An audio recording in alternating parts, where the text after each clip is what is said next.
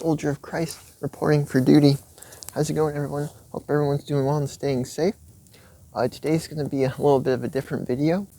Today, I'm going to actually be reviewing this book of 100 Pure Thoughts, Joe Kirby's 100 Pure Thoughts. And I've been meaning to get this video out for a while now. I actually read the book about a month ago, but it's been very helpful, and I definitely owe it to Joe Kirby, because he's actually one of the main inspirations that helped me get this YouTube channel up and started. So the least I can do is to purchase and review his 100 Pure Thoughts book, and that's what I'm going to do today, so let's get to it. So something about this book is, I don't want to give up too much of it, because I encourage you to go and purchase it and read it yourself. I'll leave a link in the description. But essentially what it's about is about keeping your mind sort of like pure, and sort of like keeping your body from, from sort of going after these sins, these sexual sins. So something is that there's 100 pure thoughts, and for each thought he kind of gives like sort of like a different maybe like perspective or way to look at things that can keep you from sort of lust and sexual sinning. And something I'd also like to point out is that, yes, while this book is a lot about sexual sin and how to avoid it, something that really opened my eyes is that this book isn't just about necessarily just sexual sin, but it can be about sin in general. So perhaps you might be struggling from a different sin that might not be a sexual sin, but something this book can help you. There is something actually about this book that it brought up. So something one of themes I've seen from the book is sort of like when your mind is idle, or when you feel like you're bored and there's not much to do.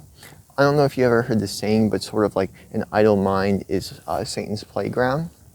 So something about this book that really helped me to realize is to always keep yourself occupied, especially when you're young. So let's say you might have like all your homework done, all the house chores are already completed, and you don't feel like maybe watching television, reading a book, playing video games, or doing anything like that. So your mind sort of starts to wander, and you're kind of thinking like, what can I do to like kind of like make this boredom pass? What can I do? Like, I don't feel like doing anything, right now, but what's something I can do, that can kind of like just relieve my boredom and my stress.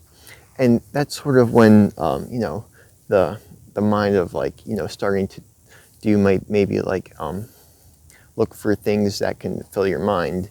And something that this book sort of covers is, to sort of like stay away from that. And again, something you might run into is a lot of like our sins that come from like keeping like an impure mind. And sometimes it might also be because you're wanting to, maybe do something a little risky. So it's sort of like how a lot of thieves, they might not necessarily steal something just because they want it. Well, of course, they might be stealing it because they do want it, but it's more than that. It's sometimes because, they kind of want the high off of stealing something, because it's like, what if I get caught? What if I get caught? And it sort of like plagues their mind, and, it's sort of like this rush that you get. And it's like the rush that the thief gets, because they're like, I could do some like serious time if I get caught stealing this item from the store or something. And it's the same with this, like, it's like, what if I get caught in something such as like adultery, or watching inappropriate things on the internet.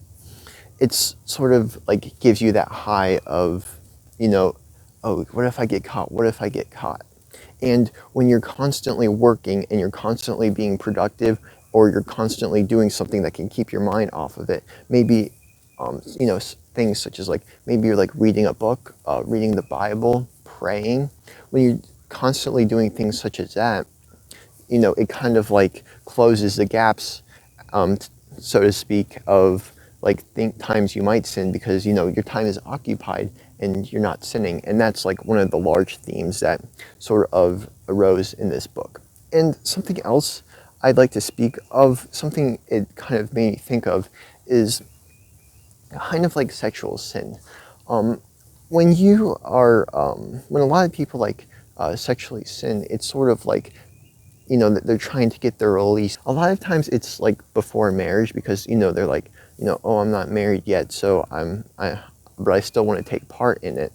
And of course, like, it grieves the Holy Spirit, and it like destroys their own body, and it sins against it.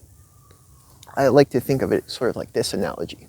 So let's say your favorite type of soda is cola, and you really like Coca-Cola.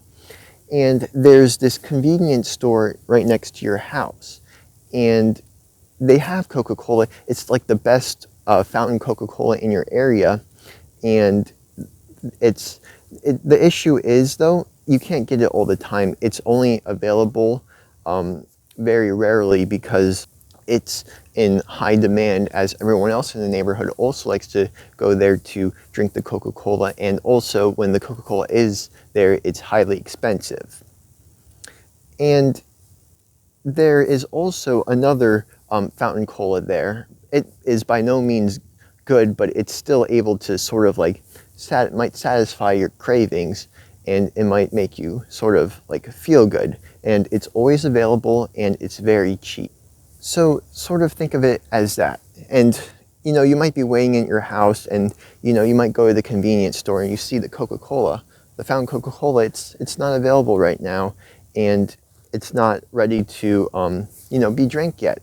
But the standard cola that's there, it's cheap, and it's ready to be drank. So you go there, and you're like, oh, maybe I should just purchase this standard cola, because I'm kind of in need of cola right now. And of course I don't need the cola, but I really was waiting for the Coca-Cola to be here, but it's not here yet. So I might as well just take the standard cola. So you go to the cashier, and you purchase maybe like a pint of the standard cola, and you drink it. And yeah, it's pretty good, but it's not fulfilling. It doesn't have the same crisp taste. It doesn't have the exact sweetness you want as Coca-Cola would. And you're like, yeah, it's pretty good, but it's just not as fulfilling. But I would definitely come back again to just get this cola if Coca-Cola is not available. And it's sort of like the same with sexual sin.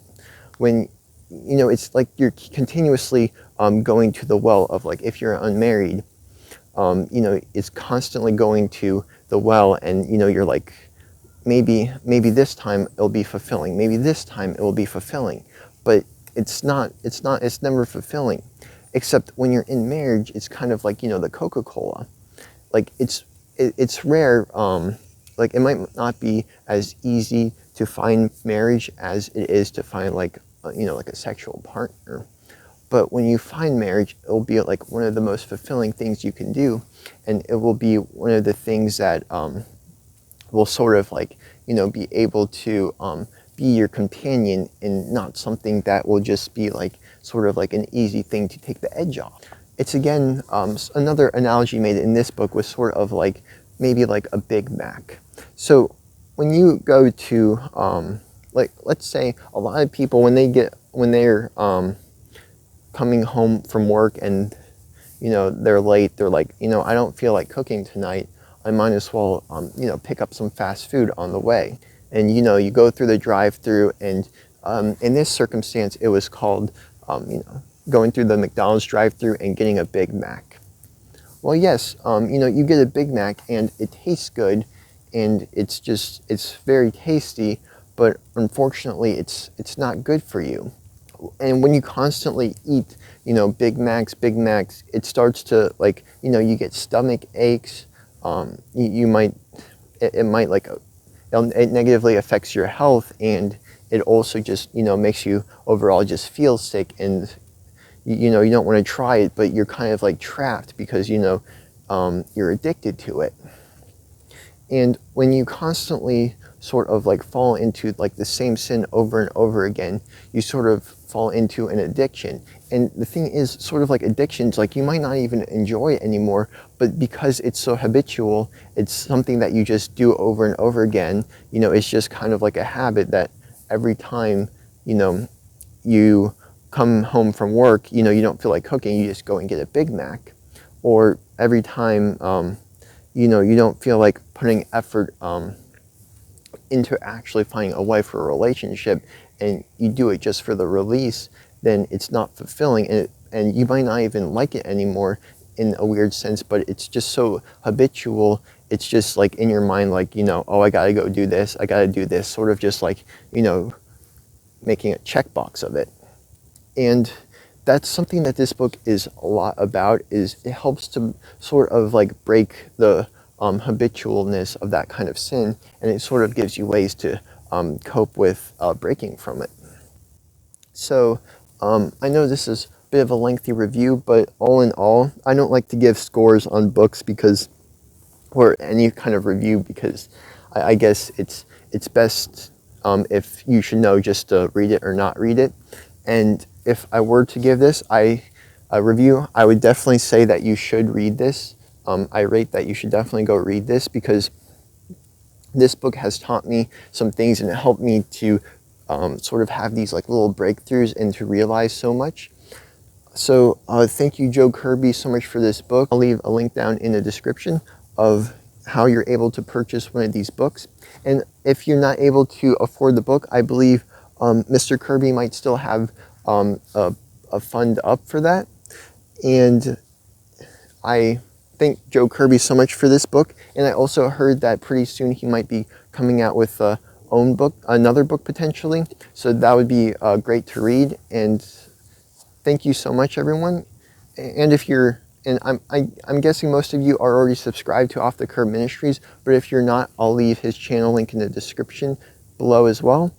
And that's all I have. If you think you might like some of my content, I'm going to be posting again pretty soon. So please consider subscribing, maybe leaving a like or dislike, and potentially a comment telling me if you read the book, what you think of it. And yep, that's all I have. So until next time, Soldier of Christ, out.